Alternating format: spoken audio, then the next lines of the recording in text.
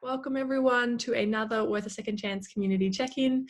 This week I am joined by Giovanna, who is the coordinator of the Next Steps program at Jesuit Social Services and who I have had the privilege of working for previously as well in one of my roles. So I'm really excited to be here with her having a chat. Thank you so much for joining us, Giovanna. Thank you, Jess, for asking me. Would you be able to just give us a really brief overview of what it is you do in your role as Next Step coordinator? Yeah. I'm the coordinator of Next Steps program, and what we do is that we support young people 16 to 24 who are homeless, at risk of homelessness, really present with quite significant trauma histories. And we have two programs, one a residential program where we support 3 young men, and we also support another 17 young men and women in outreach capacity. Awesome, thank you. So now that we have a bit of context, I've got my first question for you is, when a young person comes to one of your residential facilities, what does the concept of home normally mean to them? It's a big one. It's something that the whole concept of home and being able to support young people to establish a sense of home has been a real challenge, because a lot of young people, because of their histories and their stories, really struggle to identify what home is, because home is something that we feel. Some are able to identify some aspects, but others really struggle to come and know that maybe it's a safe place for them, for example, or somewhere where they have memories or a place where they belong.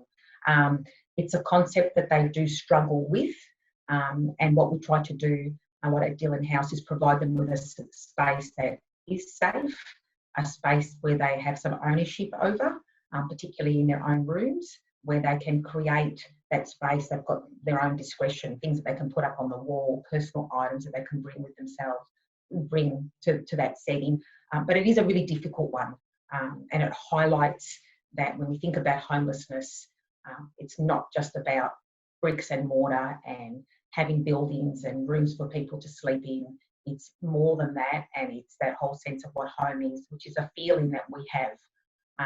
And I think part of our work is supporting people to recover from traumas so that they can come to a place where they can identify for themselves and work out for themselves what home actually means for them. Oh, thank you, Giovanna. That's really beautifully put. So the young people that you work with, how does Dillon House, or there's 2 houses, Dillon and Perry House, but you predominantly worked at Dillon House. How does Dillon House support young people to get their lives back on track? I think firstly what's important is that people have a space that's safe and that's stable, and they can stay with us at Dillon House 12 months, 18 months. We have a young person who's been with us for 19 months because it can sometimes be difficult to find the next place for a young person. So we offer that flexibility and discretion with young people. Then all the young people in the house are supported, not just by a key worker during the sort of 9 to 5 space, where they sit together and they talk about what their goals might be, things that they would like to achieve whilst they're at the house. But we also have staff that are on at night. So there's it's 24-hour support model that can really support young people when they're coming home after a difficult day, trying to negotiate and work out what it's like to share with others in that space. And I think the biggest key is the relationship, and the relationship that staff build with a young person. Young men that we have at the house that are able to experience different types of male role models, where a really healthy, appropriate boundaries are set. There's a safe place to learn how to regulate emotions, how to have a relationship. I think that plays probably the biggest part in what we do. For sure. And I think when you touched on flexibility, I think that's something so important to acknowledge, that the workers that are working in those contexts do have to be so flexible, because we're just working with the most complex of young people in incredibly complex situations. And so if you're not able to adapt and work within, and all those because there's different personalities as well and different circumstances altogether, I just think the professionals that work in that space are incredible because of how you have to adapt to each setting. And relationships, absolutely. I think throughout Jesuit Social Services, we always work around a relationship model. and that being so transformative. I think beyond all else, we need those staples. We need a place to call home to even give ourselves, a chance.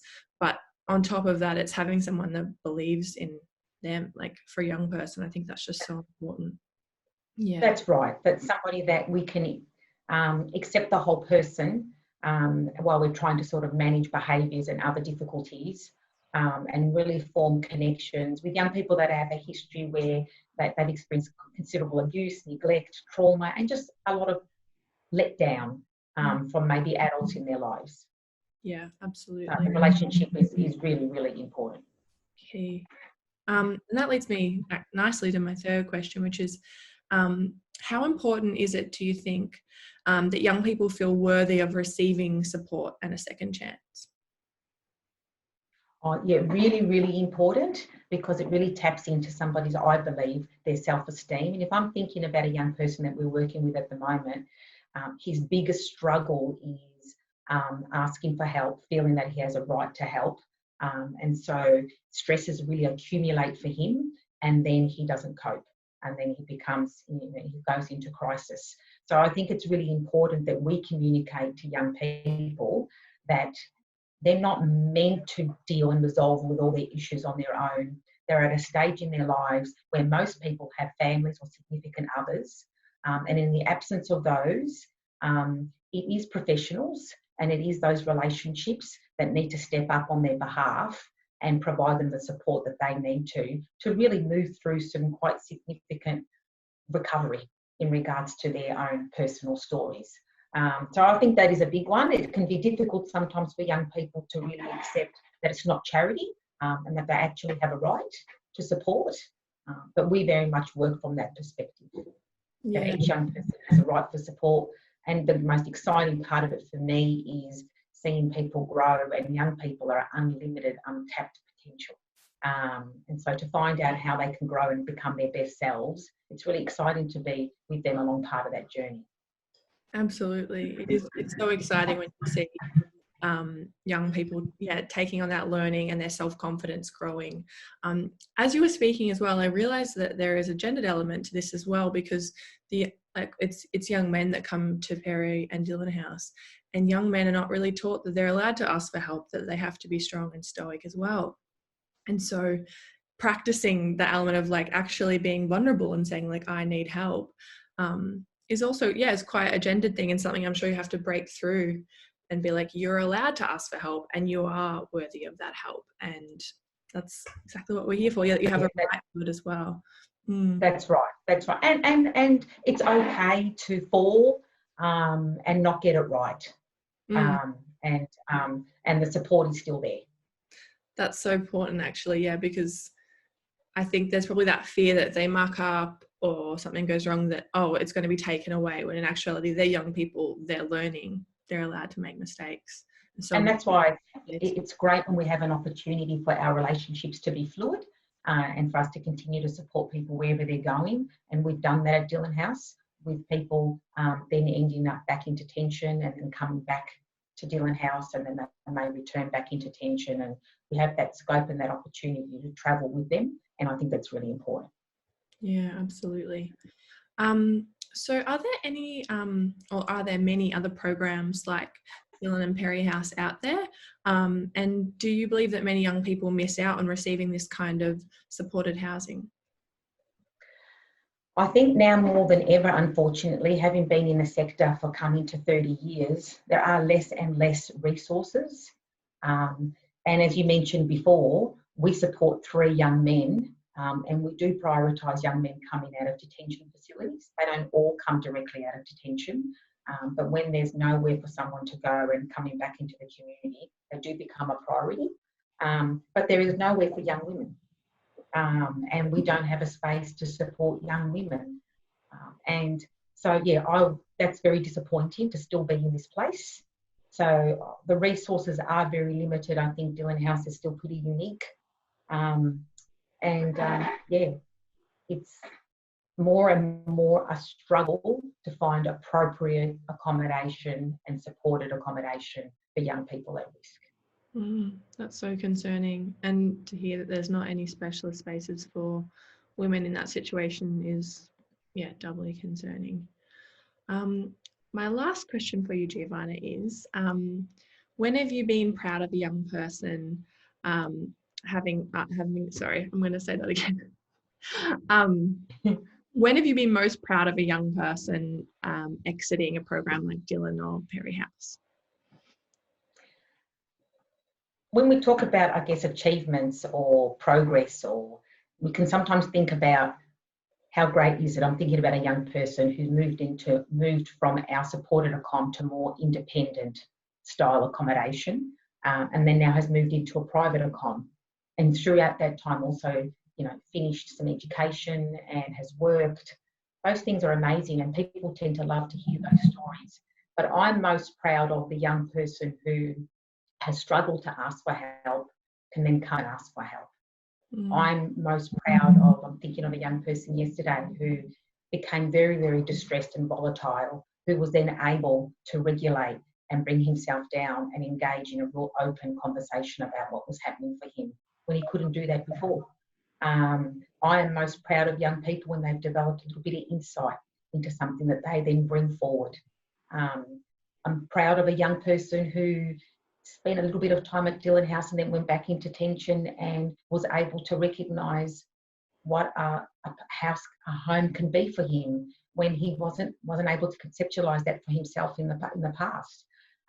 They're the achievements that I'm most proud of, because we're talking about young people that really, really have had quite significant trauma histories and haven't had the same opportunities as other people to grow and go through their own childhoods and develop their own interpersonal strengths and personalities and characters and find out who they could be without so many hiccups. But what they have found out they can be is incredibly resilient, really, really amazing survivors of some of quite, like I've mentioned before, significant traumas, and that can still have a warmth and a sense of humour and just still all this untapped potential. So when I'm seeing young people develop those strengths in them that can help them move forward, that's what I'm most proud of. That was really beautifully said. Thank you, Giovanna. I think it's just such a beautiful feeling when you can see someone access emotions or language or way of thinking that wasn't there before, because that is often the hardest thing to do. So yeah, beautifully said. Well, is there anything else that you want to leave us with? I think that was pretty profound, but we're going to finish up in a second. But yeah, thank you. I guess the statement that I'd leave people with is please notice the people that are around you, and our young people who tend to live on the fringes tend to feel invisible and sometimes aren't seen. So I'd be asking people to take a second look and notice, because they are the next generation, they are the future, and they should be part of that future too. So thank you for the opportunity to speak, Jess. Oh, thank you. It's always a pleasure. Giovanna and I always get stuck in very long philosophical discussions, and they're just my favourite. And I'm glad that we got to share one today with everyone. So yeah, thank you so much. Thank you, and take care everyone during this time. Yeah. All right. Bye.